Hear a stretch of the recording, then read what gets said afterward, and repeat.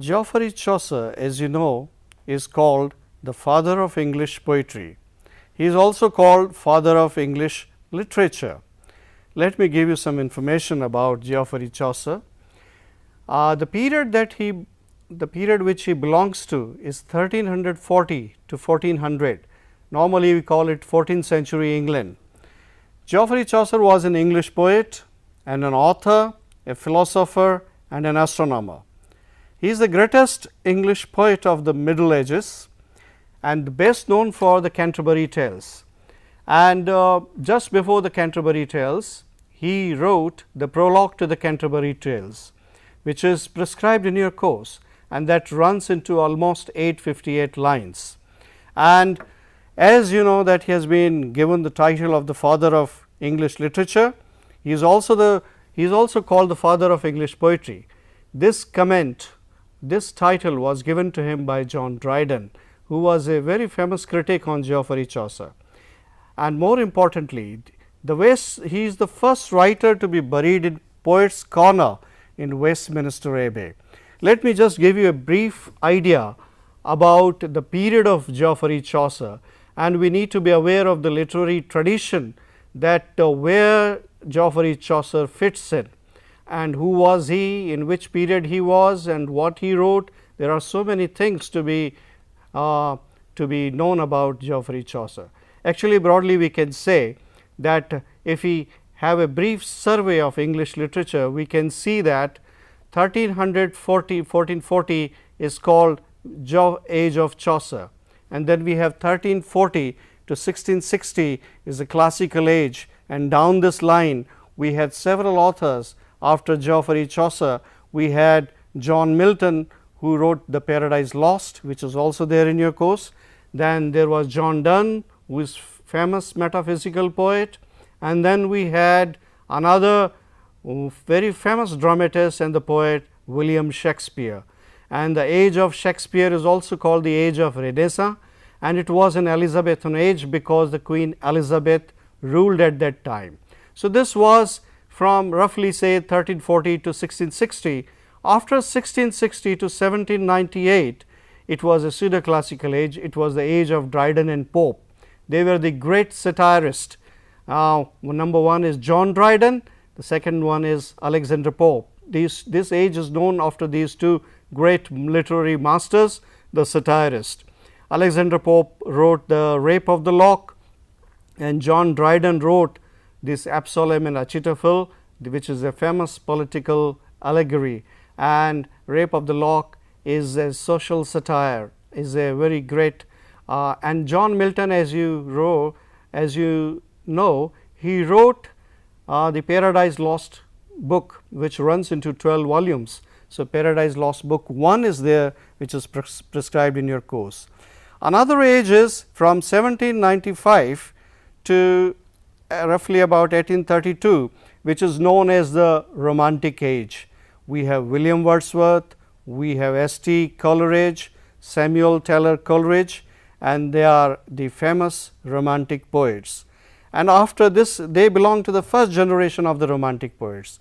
The second one is P.B. Shelley and John Keats. They belong to the second generation of the Romantic poets. After this, before this, there was a bit transitional age. In age of transition, you can say that the classical age has not gone and the Romantic age has not come. So, in between, and this is known as the age of transition, and Thomas Gray represents this particular period, who is known as the poet of transition, who is a precursor of Romantic age. He is a precursor of Romanticism, because in his poetry both the classical elements and the Romantic elements are found. After then, from 1795, we had the Romantic movements, and we have William Wordsworth and S.T. Coleridge. After that, after 1832 to 1900, this is known as 19th century, and it is known as Victorian age, because the Queen Victoria ruled at that time. The representative poet of the Victorian age are Alfred Tennyson, Lord, he is called Lord Alfred Tennyson. We have Robert Browning, and they are very famous for their poetry. I am discussing in connection with the poetry, because this is the paper of the poetry. So, after 1900, 1901 right till 2000, this is known as modern age, and particularly after 1960 we can call it postmodern age. So, you can see that up to 1960 it is a more modern age, and the famous poets are T. S. Eliot, W. B. Yeats, W. H. Auden, and Philip Larkin, Dylan Thomas. There are plenty of them.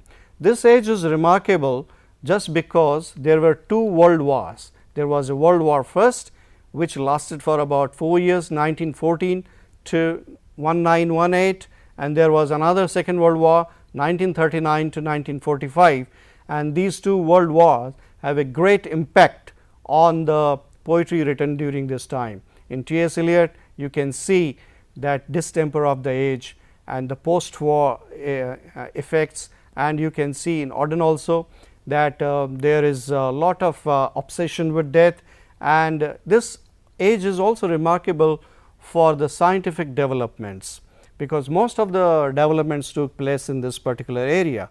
Now, this was a brief survey to give you an idea, and now you can realize that Chaucer is the first one. He is the major poet, he is the first one to start with, and we can see that earlier in Chaucer's time, English was in the form of a dialect. It was in a dialectical form. It was not a language. So, it is said about Chaucer that Geoffrey Chaucer found English brick, but he left it marble, and therefore, we can see that his poetry and the various tales and the works have rather harnessed the English language well, and English came to be in the print media because of the invention of the printing machine.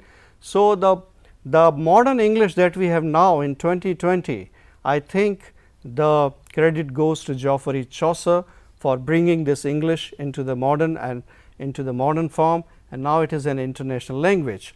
So, Chaucer has really polished English language, and he has used number of words. He has brought many words into English language which are a commonplace words now. Chaucer is also recorded in the Oxford English Dictionary as the first author to use many common English words in his writings. Chaucer wrote in continental accentual syllabic meter, which was a style of 12th century as alliterative Anglo-Saxon meter, which you can say. So, for all this the credit goes to Chaucer, and Chaucer is also known for metrical invention. He invented the rhyme royal, and therefore, you can see that the Chaucer has paved the foundation for English language. And because when English was in a dialect form, the educated masses used to speak the French language. Now, we can also see that he is the first English poet to use the first line decasyllabic cousin to the iambic pentameter. Now, as a student of literature, you must be conversant with this word, because a technical, or you can say it is a literary term, and you have to be conversant with this, because in relation to the poetry, in relation to many poets, you will come across this word iambic pentameter. So, a decasyllabic cousin to the iambic pentameter, and he made rhyming couplets, as we can see in one of his works, The Legend of Good Women. Even in the Canterbury Tales, even in the prologue to the Canterbury Tales, you can see this couplet, where the last word of the first line matches with the last word of the second line, and there is a particular rhyming pattern.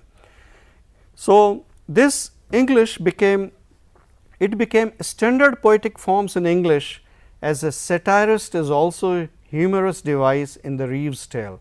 Now, Chaucer is known for actually, as you read Chaucer's prologue to the Canterbury Tales or even Canterbury Tales, you laugh at every line, because his poetry is full of humor, is full of irony and satire. Humor, irony and satire, these are the three literary terms which you will be familiar with, and you will be coming across these terms more often, because you are into literature now. And then Chaucer is also the source of English vernacular traditions, as you can see. Now, Chaucer's achievement for the language is a general historical trend towards the creation of a vernacular literature after Dante, like John Barber in Scotland. Chaucer's language, you can say, is closer to modern English.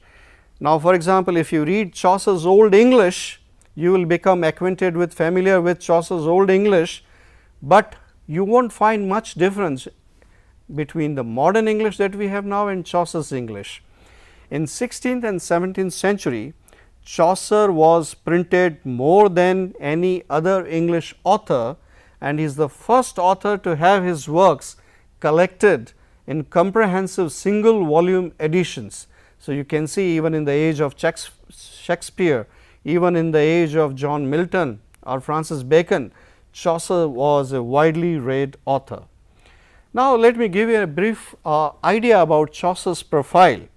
He was a, let us just have a quick peep into his life, and you can see his life and his works and brief profile. He was a bureaucrat, he was a courtier, he was a diplomat, and he was a member of parliament, working for the king from 1389 to 1391 as clerk of the king's works. And his works are the Book of the Duchess, the House of Fame, the Legend of Good Women, and of course, Troilus and Cressida, and of course, the Canterbury Tales, as you know. He legitimized the literature of English, and he could make the standard. He made the London dialect as a standard variety of English into this Middle English, and it was a combination of Kentish and Midland dialects. In 1359, 100 Years' War, Edward III invaded France, and Chaucer travelled with Duke of Clarence, Elizabeth's husband, as a part of the English army. So, you can see his life is also full of various phenomena and is full of happening and full of eventful and adventurous life, as you can say. In 1360, he was captured during the siege of Reims. Edward paid £16 for his ransom, and Chaucer was later released. Then he travelled in France, Spain, Flanders on pilgrimage to Santiago de Compostela around 1366. Chaucer then married to Philippa de Roet. Philippa de Roet was a lady in waiting to Edward III's queen, Philippa of Hainault, and a sister of Catherine Swynford, who later became the third wife of John of Gaunt. So, his father's name was John Chaucer, who married Agnes Copton, who inherited properties in 1349. Most of the property shops, streets of London belonged to her, Agnes Copton, which she had inherited. And the first of the Chaucer's life records, you can see, that appears in 1357. Chaucer studied law in the Inner Temple. He became a member of the royal court of Edward III. Chaucer also travelled to Picardy in a military expedition in 1373. He visited Genoa, Florence, and he also came in contact with Petrarch or Boccaccio. So, this was about a short history about his brief life, and then many other such people introduced him to medieval Italian poetry in 1378, and Richard III sent Chaucer as an envoy to Visconti. When Edward III granted Chaucer a gallon of wine daily for the rest of his life, and this was given on a day of celebration, St. George's Day in 1374, when artistic endeavors were traditionally rewarded, stipend or grant. He was given this grant till Richard II came into power in 18th April 1378. So, he was given a gallon of wine for his creative pursuit. That was a kind of a scholarship for his creative intelligence and for pursuits as a writer. Then later he became a comptroller of customs for the part of London, which he began on 8th June 1374. He was a comptroller of the customs for the port. He was also the commissioner of peace for Kent. On 12th July 1389, Chaucer was appointed the clerk of the king's foreman in building projects to conduct repairs on Westminster Palace, George's Chapel, Windsor Castle, Tower of London, and for a tournament held in 1390. So, most of the buildings and biggest architectures which are there in London, Chaucer was responsible for their major repair works at that time. And you know how much he was paid for that? It paid well. It 2 shillings per day, which was a very handsome remuneration at that time. And therefore, we can see that the first, also another interesting area is that the first record of Valentine's Day with romantic love is found in Chaucer's Parliament of Fowls in 1382. You know Valentine Day, which is celebrated on 14th of Feb every year. So, we have the origin of Valentine Day in his works. It was a dream vision. What kind of Valentine Day it was? It was a dream vision portraying a parliament for birds to choose their mates on the first anniversary of the engagement of 15-year-old King Richard II of England to Anne of Bohemia. And medieval society at that time was divided into 3 estates: the church, those who prayed, the nobility, those who fought, and the peasantry, those who worked. So, these were the 3 major classes that we can see during the Chaucer's time. The frame story of the poem is set out in 858 lines of this prologue to the Canterbury Tales, written in Middle English, which make up the general prologue, is of a religious pilgrimage. Here is a pilgrimage, and they go from London to Canterbury on a religious trip. Now, who were the important critics on Chaucer? The important critics on Chaucer, because when you are studying, when you are doing your masters in English, the textual study is very important.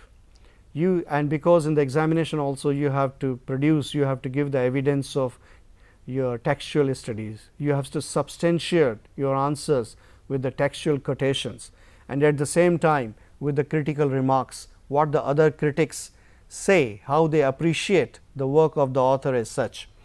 So, the famous critics at this stage, I would like to tell you that John Dryden, then William Hazlitt, and then Emile Leguis and Casamia, they are the famous critics on Chaucer besides many others.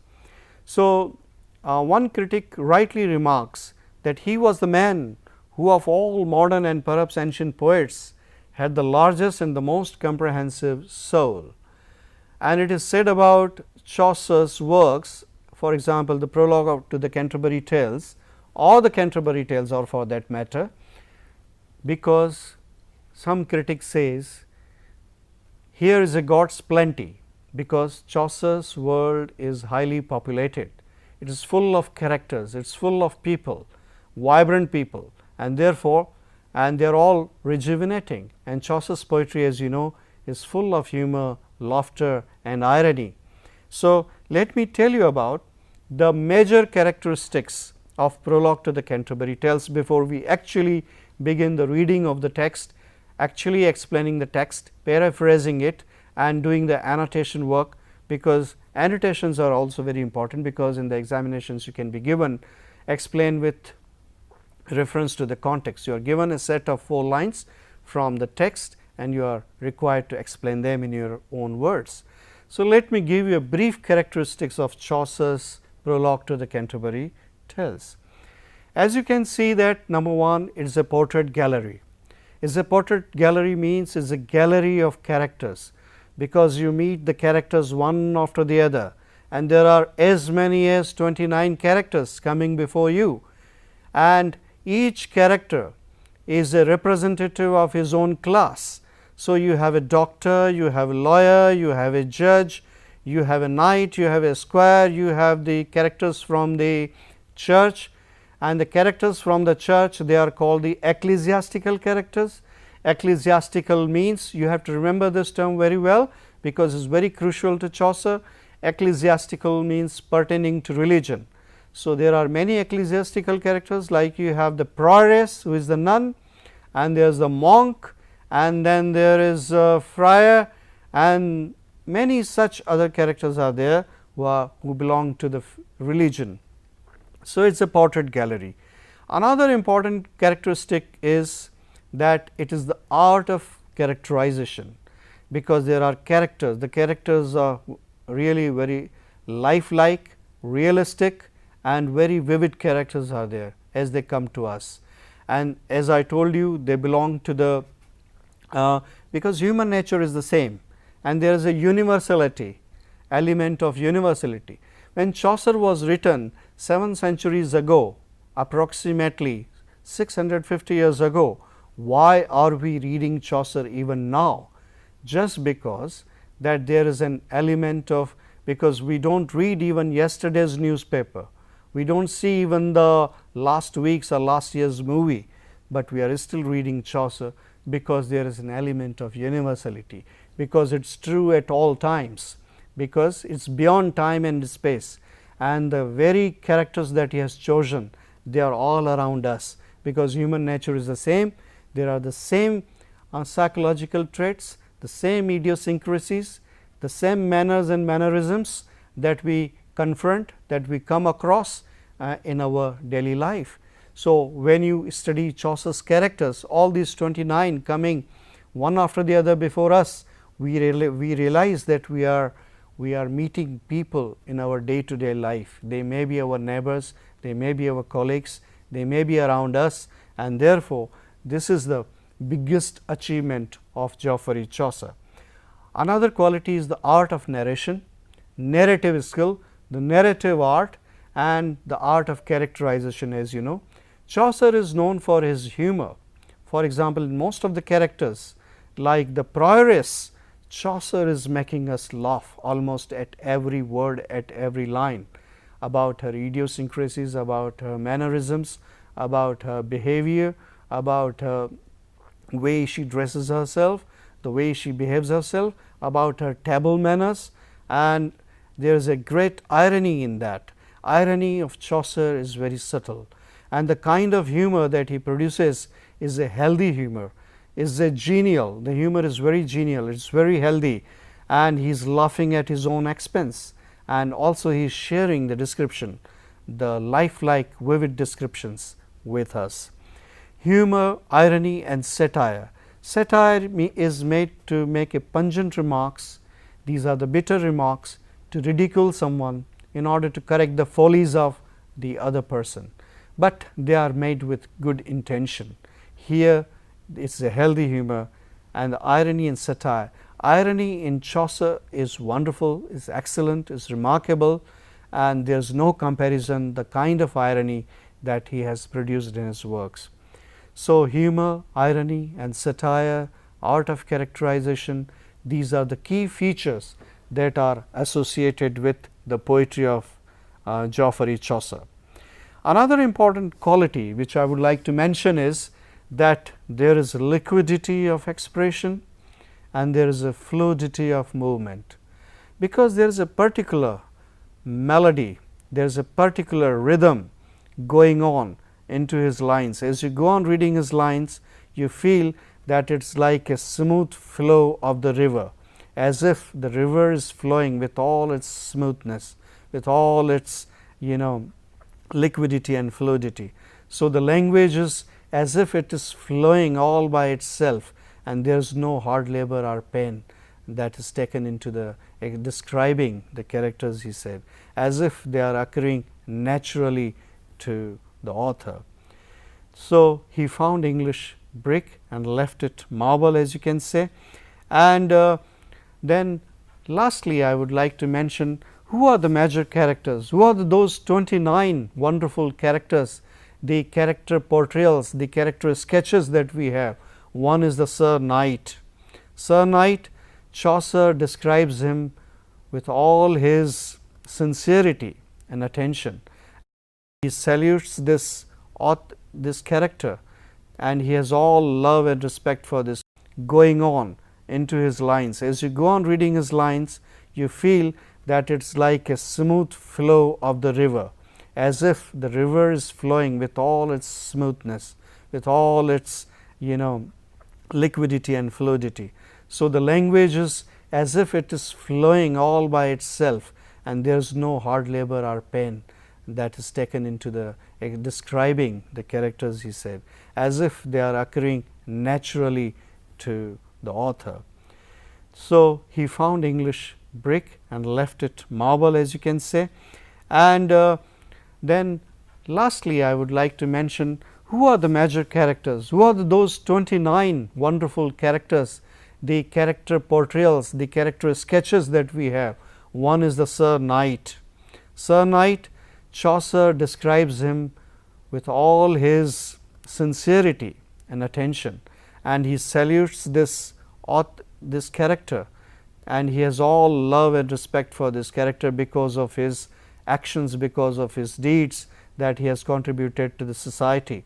Knight, and his son is also there with him, Squire, who is a young man of 20 years of age, very romantic guy, and then with them is a yeoman who is the forester, who is the bodyguard, and then we are having the ecclesiastical characters. There are many ecclesiastical characters who pertain to the field of religion. One is the prioress, who is the famous character, another is the monk, then there is a nun, there is a friar, so many wonderful characters. It is very interesting to read and to know about these characters. Another is the merchant, and the next one is the Oxford clerk. Even Chaucer pays great respect to this great character, the Oxford clerk. And another very great character, very famous character in Prologue is the wife of Bath. The wife of Bath, Chaucer is at the height of his irony.